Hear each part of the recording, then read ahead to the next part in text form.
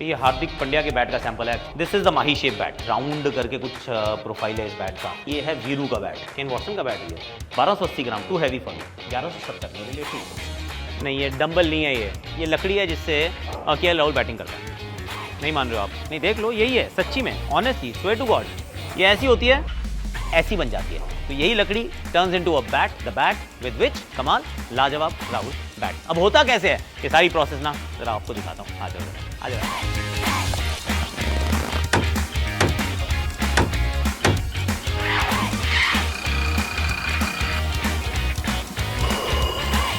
देखिए, प्रोडक्ट तो हम सबने देखा, इससे खेले भी हैं, पर ये बनता कैसे है उसको बताने के लिए, समझाने के लिए मैं ना एसजी की फैक्ट्री आ गया हूँ। तो इतने सारे बैट्स हैं, पर बैट्स कैसे बनते हैं, कहाँ से बनते हैं, और इसमें आपको लग रहा है नीचे फोकस है। मैं कह रहा हूँ शुरुआत में यहाँ से फोकस करते हैं भैया। ये हैंडल ये बड़ा इंपॉर्टेंट होता है। Just get a handle on things, let's see कि भाई बनता कैसे है। कम कम कम।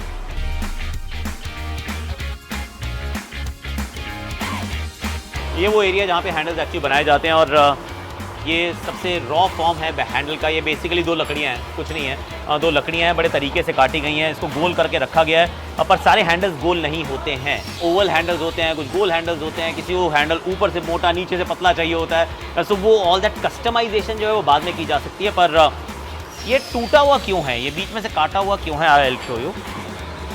इसके अंदर ये रबर लगानी ज़रूरी होती है, और ये रबर क्या काम करती है, रबर बेसिकली शॉक एब्जॉर्बर का काम करती है। पीछे आवाज़ इसलिए क्योंकि काम चलते रहना चाहिए, रुकना नहीं चाहिए। और वैसे भी क्रिकेट इतनी आ रही है कि बैट और बैट के हैंडल्स की डिमांड बहुत सारी है। रबर अब इसमें घुसा दी गई है, और गम लगा के, मतलब फेविकोल व्हाटएवर लगा के इसको चिपका दिया गया है। अब चिपकाने से अब ये हैंडल का ये सेकंड स्टेज आप कह सकते हैं कि इसमें वो 3 रबर आपको दिख रही हैं, 1 2 3 गम लगा के इसको ऐसे रखा गया है। अब इसको जोड़ने के लिए, ताकि इसको हैंडल का फॉर्म चाहिए ना, शेप चाहिए, तो ऐसे करके रस्सी से इसको बांध दिया गया है। तो जो कोई सोच रहा है कि ये तो ऑटोमेटिक काम हो जाता होगा, नहीं सर, बहुत मैनुअल लेबर लग रही है, इसमें बड़ी मेहनत से काम हो रहा है। तो ऐसे बांध के रखा गया है। इसके बाद फिर फाइनल प्रोडक्ट जो है वो भी देख लेते हैं, हैंडल लगता कैसे बांध के, कम। और इसमें भी देखो दबा के रखा गया है। ये वाला भी काम बिल्कुल ऐसे करके दबा के इसको प्रेस करके, ताकि शेप एंड फॉर्म फिर यहाँ से मुझे लगता है क्लीन कर देते होंगे अच्छे से। वेरी नाइस यार। अच्छा, मैं सोच रहा हूँ कि जरा वर्कर जो ये काम करते हैं उनसे आगे बात करता हूँ। आ जाओ। वैसा गम लगा रहे हैं आप? फेविकोल एक बार 2 रबर लगाए जा रहे हैं, और फिर यहाँ पे 1 2 3 ये 3 रबर हुए ना इसके अंदर? हाँ जी, 3 रबर है। हाँ, 3 रबर को फिर जाके इससे टाइट कर रहे हो आप? हाँ, बहुत मेहनत का काम है, सारे कर रहे हैं। ये देखो, ये हैंडल का साइज़ बहुत बड़ा है, बट इतना बड़ा हैंडल जो बैट पे नहीं लगता है, बैट पे तो यहीं तक ही लग पाता है, राइट, करेक्ट। तो वहाँ पे हाफ हैंडल को शेप दी जा रही है, हाफ हैंडल को। फिर उसके नीचे से वो तिकोना भाग बनाना पड़ेगा बैट में घुसाने के लिए। Look at that. ये जो सीधा कर रहे हैं ये ऊपर की तरफ का भाग है ये। अरे वाह, अरे बाबा।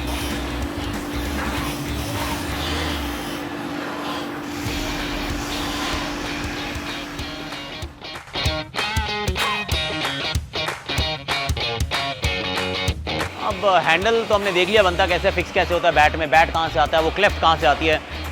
आती तो वैसे इंग्लिश विलो इंग्लैंड से है, एज द नेम सजेस्ट, पर बनाते कैसे, आ जाओ। तो ये देखो, ये हमारी एक क्लेफ्ट है, इसको काट के थोड़ा सा शेप में बैट की शेप दी जा रही है। हालांकि लकड़ी जो आती है वो बैट जैसी बिल्कुल नहीं दिखती है, करेक्ट। उसमें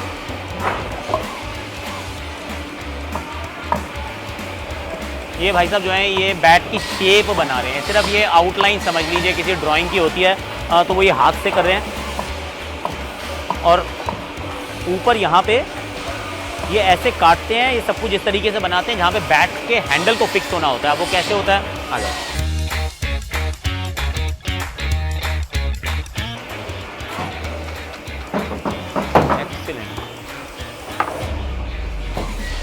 अच्छा प्रोसेस है। नाप वाप के करते हैं कि कितना नापा बैट, कितना लंबा है, उसके बाद मार्किंग करते रहते हैं साथ साथ कि कहाँ पर कितना रहना चाहिए।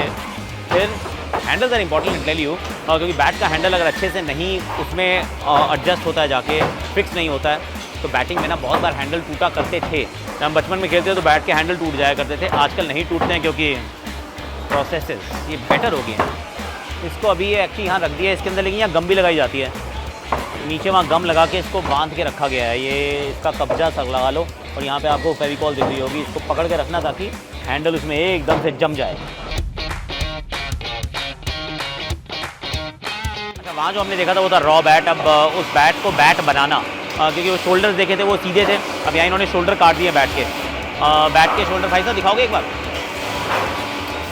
ये बैट के शोल्डर्स होते हैं, तो इसको काट के ये इसको बैट की शेप, ये बैट जो बना रहे हैं ये हाथ से बनता है बैट, और ये अंकल बना रहे हैं, वो वाले अंकल भी बना रहे हैं। आई मीन कमाल कर रहे हैं यार। मेजर काम जो था वो हाथ से हुआ, हमने देखा वो हैंडल लगाते हुए भी, उसको काटते हुए भी, उसको रंदा मारते हुए भी, पर फिर यहाँ बफरिंग जो है वो बैट की मशीन से हो जाती है। This is that part. उसके बाद यहीं से निकल कर फिर इंसानों के पास पहुंच जाते हैं, मतलब वहाँ भी इंसान है पर मशीन वहाँ इन्वॉल्व थी, यहाँ मशीन इन्वॉल्व नहीं है। यहाँ पे फिर हाथ से काम कर रहे हैं, इसके वो रेग मार्क का इस्तेमाल करके उसको सैंड पेपर बेसिकली, तो उससे बैट को और मक्खन मलाई जैसा बैट हो गया अब ऑलरेडी। लेकिन इसमें अभी हैंडल के ऊपर क्या लगता है? थ्रेड लगता है, बीच में रबर है, ऊपर थ्रेड है।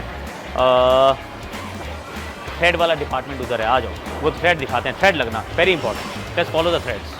तो इन्होंने पहले फेविकॉल, पहले थ्रेड, फिर फेविकॉल, इसको एक पूरा बैट नया देखते हैं हाँ कैसे बना रहे हैं। अब इसमें पहले ये दूसरा लेयर आप थ्रेड का लगा रहे हो, एक पहले लगा चुके हो? हाँ, अच्छा, ओके। अब ये थ्रेड चला रहे हैं इसे, अरे वाह वाह वाह। अरे ये बैट जो है ना ये ऑलमोस्ट तैयार है, पर पूरी तरह से तैयार नहीं है। आई टेल यू व्हाई, कि इसमें वो चमक नहीं है, जो चमकता नहीं है वो दमकता नहीं है, तो फिर चमकाते कैसे हैं बैट को? वो ना बफिंग के पीछे प्रोसेस है, I will show you. Sir को जाने दो। ये बफिंग से आप पाएंगे कि इसमें ना चमक आ रही है बैट के अंदर, तो बैट के अंदर चमकाने का काम जो है वो ये भाई साहब कर रहे हैं, ये वाला। अब अगेन ये फील है, एकदम मक्खन मलाई हो गया। ये मक्खन मलाई इन्होंने कैसे किया है? ये इस मशीन पे वो बफिंग करके किया है। अब इस पर हैंडल पे ग्रिप भी चढ़ानी है और स्टिकर भी लगाने हैं। तो स्टिकर तो चलो सिंपल प्रोसेस है, पर ग्रिप चढ़ाने का प्रोसेस ना अच्छा है, एक्चुअली दिखाता हूँ आपको, आ जाओ। बफिंग हो गई एकदम, अब चमचमाता हुआ बैट है, इसके ऊपर स्टिकर भी एक्चुअली बड़े मज़ेदार लगाए हैं इस पर। ये कमाल लाजवाब एडिशन है, KLR एडिशन है बैट का, लेकिन इस पर अभी ग्रिप नहीं है।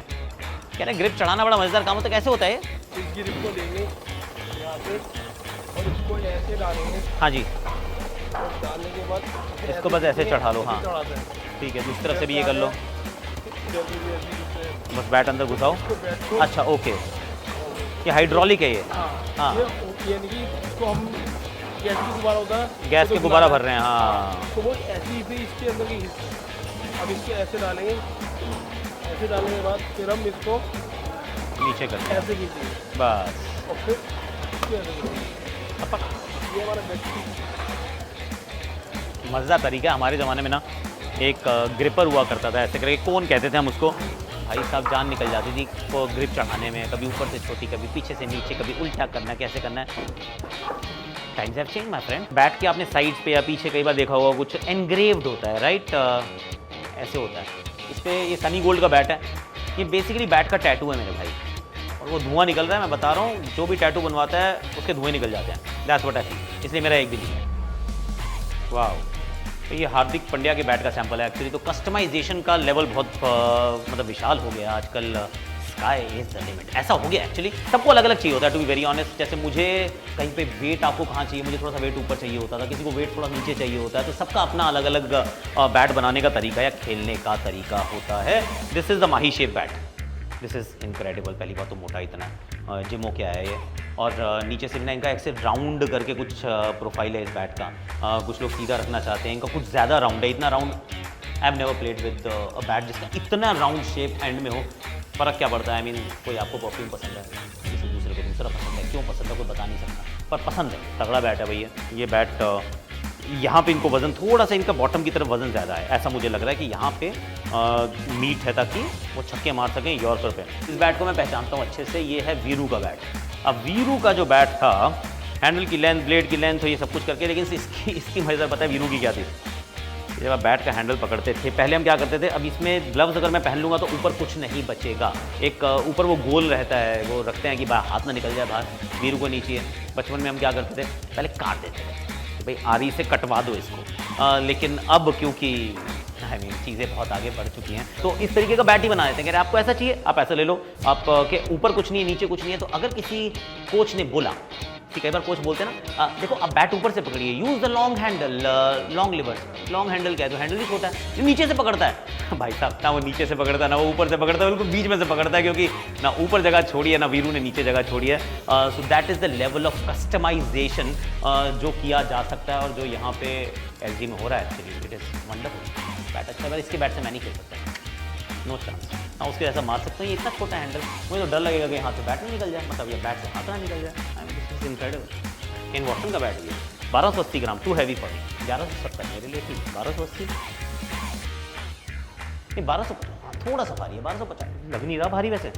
इनका भी अलग है, ये इसमें हैंडल ऊपर से पतला है, नीचे से मोटा है। ये भी है कमाल, कैसे भी कर लो एक्चुअली आप। मेरे को नीचे से पतला चाहिए होता था, इनको नीचे से मोटा चाहिए। All right then, to each is own. ठीक है जी, चलिए। हाँ, माही के बैट को ध्यान से रखो, छक्के छुक्के इन्होंने अभी भी मारने हैं। नाइस है ना।